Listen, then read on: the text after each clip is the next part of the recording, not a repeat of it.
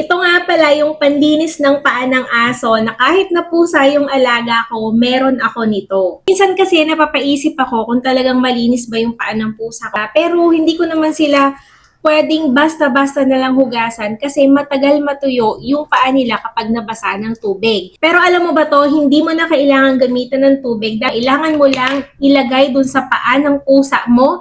Tapos meron na siyang sariling silicone bristle na ito na rin mismo yung isa-scrub mo sa paa nila para malinis mo yung kanilang paa. Hindi mo na to kailangang banlawan ng tubig.